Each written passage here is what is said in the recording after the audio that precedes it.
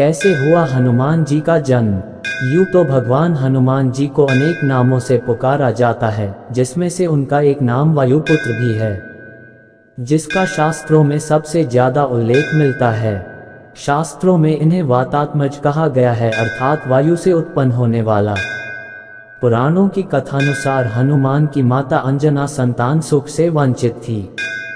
कई जतन करने के बाद भी उन्हें निराशा ही हाथ लगी। इस दैक से पीड़ित अंजना मतंग ऋषि के पास गईं।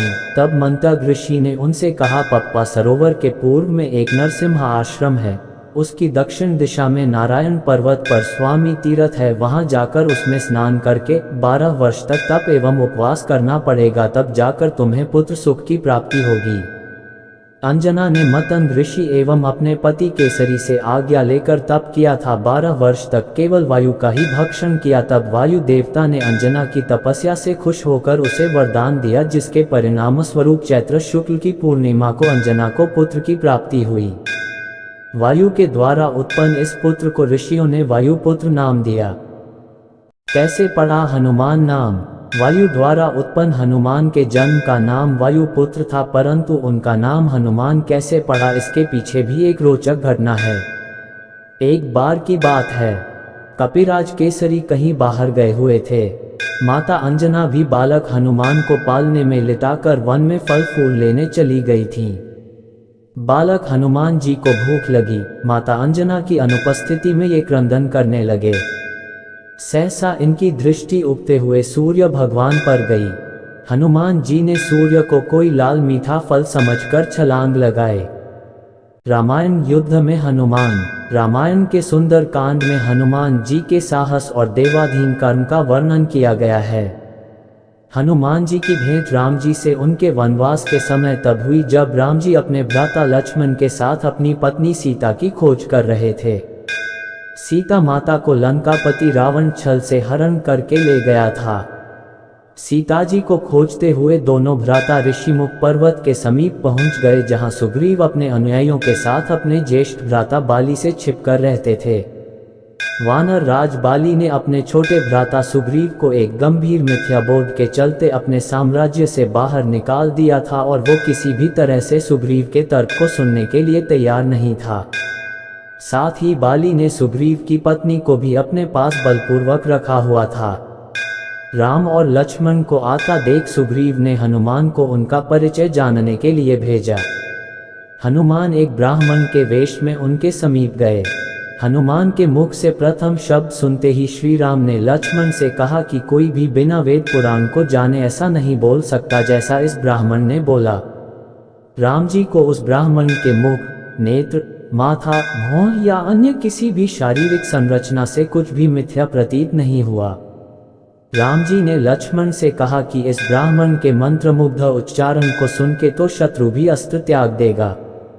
उन्होंने ब्राह्मण की और प्रशंसा करते हुए कहा कि वो नरेश राजा निसंकोच ही सफल होगा, जिसके पास ऐसा गुप्तचर होगा। श्री राम के मुख से इन सब बातों को सुनकर हनुमान जी ने अपना वास्तविक रूप धारण किया और श्री राम के चरणों में नतमस्तक हो गए। श्री राम ने उन्हें उठाकर अपने हृदय से लगा लिया। उसी दिन एक भक्त और भगवान का हनुमान और प्रभु राम के रूप में अटूट और अनश्वर मिलन हुआ। तत्पश्चात हनुमान ने श्री राम और सुग्रीव की मित्रता करवाए। इसके पश्चात ही श्री राम ने बाली को मारकर सुग्रीव को उनका सम्मान और गौरव वापस दिलाया, और लंका युद्ध में सुग्रीव ने अपनी वानर सेना के साथ श्री राम का सहयोग दिया। सीता माता की खोज में वानरों का एक दल दक्षिण तट पे पहुंच गया, मगर इतने विशाल सागर को लांघने का साहस किसी में भी नहीं था। स्वयं हनुमान भी बहुत चिंतित थे कि कैसे इस समस्या का समाधान निकाला जाए। उसी समय जामवंत और बाकी अन्य वानरों ने हनुमान को उनकी अद्भुत शक्तियों का स्मरण कराया। अपनी शक्तियों का स्मरण होते ही हनुमान ने अपना रूप विस्तार किया और पवन वेग से सागर को उड़ के पार करने लगे। रास्ते में उन्हें एक पर्वत मिला और उसने हनुमान से कहा कि उनके पिता का उसके ऊपर ऋण है। साथ ही उस पर्वत ने हनुमान से थोड़ा विश्राम करने का भी आग्रह किया, मगर हनुमान ने किंचित मात्र भी समय व्यर्थ न करते हुए पर्वतराज को धन्यवाद किया और आगे बढ़ चले। आगे चलकर उन्हें एक राक्षसी मिली जिसने कि उन्हें अपने मुख में घुसने की चुनौती दी। परिणाम स्वरूप हनुमान ने उस राक्षसी की चुनौती को स्वीकार किया और बड़ी ही चतुराई से अति लघु रूप धारण करके राक्षसी के मुख में प्रवेश करके बाहर आ गए। अंत में उस राक्षसी ने संकोच पूर्वक ये स्वीकार किया कि वो उनकी बुद्धिमत्ता की परीक्षा ले रही थी। आखिरकार हनुमान सागर पार करके लंका पहुंचे और लंका की शोभा और सुंदरता को देखकर आश्चर्यचकित रह गए और उनके मन में इस बात का डर भी हुआ कि यदि रावण नहीं माना तो इतनी सुंदर लंका का सर्वनाश हो जाएगा। तत्पश्चात हनुमान ने अशोक वाटिका में सीता जी को देखा और उनको अपना परिचय बताया। साथ ही उन्होंने माता सीता को सांत्वना दी और साथ ही वापस प्रभु श्री राम के पास साथ चलने का आग्रह भी किया, मगर माता सीता ने ये कहकर अस्वीकार कर दिया कि ऐसा होने पर श्री राम के पुरुषार्थ को ठेस पहुंचेगी। हनुमान ने माता सीता को प्रभु श्री राम के संदेश का ऐसे वर्णन किया जैसे कोई महान ज्ञानी लोगों को ईश्वर की महानता के बारे में बताता है।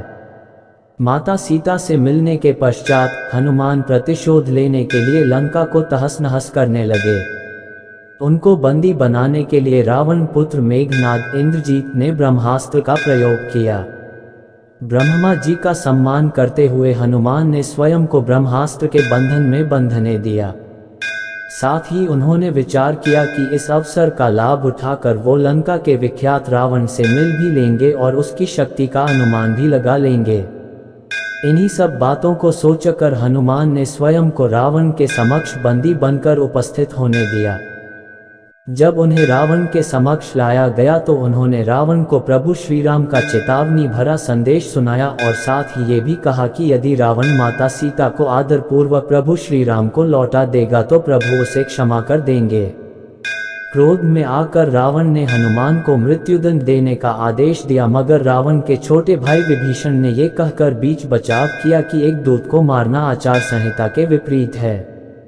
ये सुनकर रावण ने हनुमान की पूंछ में आग लगाने का आदेश दिया। जब रावण के सैनिक हनुमान की पूंछ में कपड़ा लपेट रहे थे तब हनुमान ने अपनी पूंछ को खूब लंबा कर लिया और सैनिकों को कुछ समय तक परेशान करने के पश्चात पूंछ में आग लगाने का अवसर दे दिया।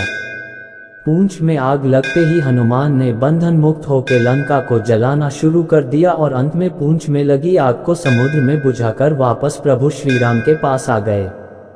लंका युद्ध में जब लक्ष्मण मूर्छित हो गए थे तब हनुमान जी को ही द्रोणागिरी पर्वत पर से संजीवनी बूटी लाने भेजा गया, मगर वो बूटी को भली भांति पहचान नहीं पाए और पुनः अपने पराक्रम का परिचय देते हुए वो पूरा द्रोणागिरी पर्वत ही रणभूमि में उठा लाए और परिणाम स्वरूप लक्ष्मण के प्राण की रक्षा की।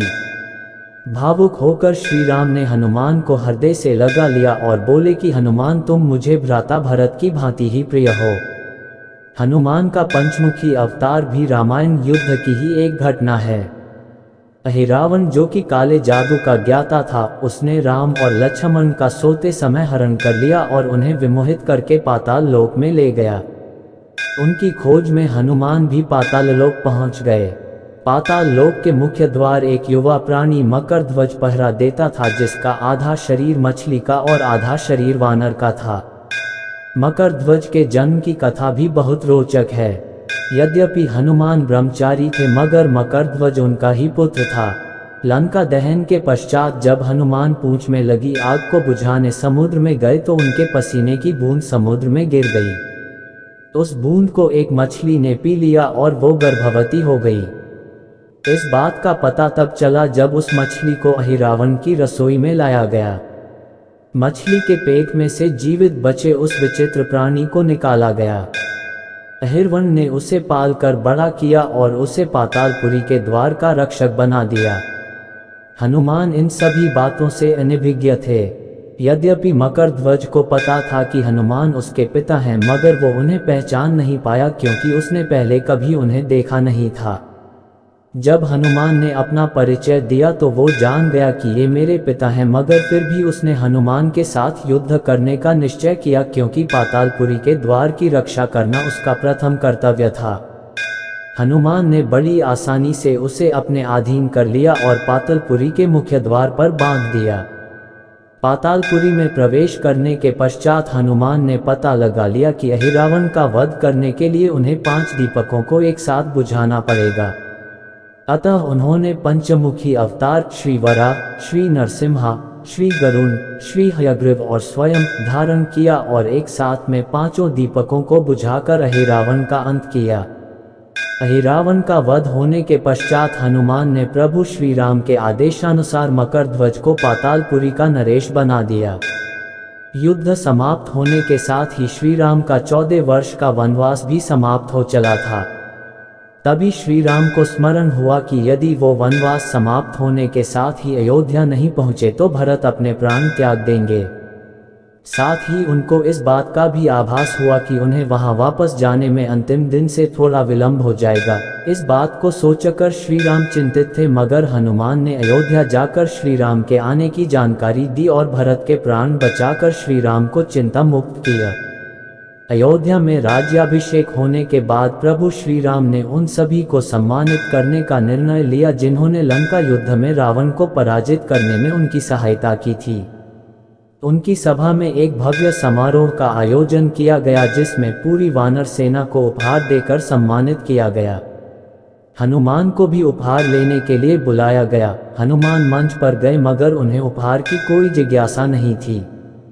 हनुमान को ऊपर आता देखकर भावना से अभिप्लुत श्री राम ने उन्हें गले लगा लिया और कहा कि हनुमान ने अपनी निश्चल सेवा और पराक्रम से जो योगदान दिया है उसके बदले में ऐसा कोई उपहार नहीं है जो उनको दिया जा सके। मगर अनुराग स्वरूप माता सीता ने अपना एक मोतियों का हार उन्हें भेंट किया। उपहार लेने के उपरांत हनुमान माला के एक एक मोती को तोड़कर देखने लगे। ये देखकर सभा में उपस्थित सदस्यों ने उनसे इसका कारण पूछा तो हनुमान ने कहा कि वो ये देख रहे हैं मोतियों के अंदर उनके प्रभु श्री राम और माता सीता हैं कि नहीं, क्योंकि यदि वो इनमें नहीं है तो इस हार का उनके लिए कोई मूल्य नहीं है। ये सुनकर कुछ लोगों ने कहा कि हनुमान के मन में प्रभु श्री राम और माता सीता के लिए उतना प्रेम नहीं है जितना कि उन्हें लगता है। इतना सुनते ही हनुमान ने अपनी छाती चीर के लोगों को दिखाए और सभी ये देखकर स्तब्ध रह गए कि वास्तव में उनके हृदय में प्रभु श्री राम और माता सीता की छवि विद्यमान थी। अगर आपको हमारी यह वीडियो पसंद आई तो लाइक कीजिए, सब्सक्राइब कीजिए, बेल आइकन को क्लिक कीजिए। धन्यवाद।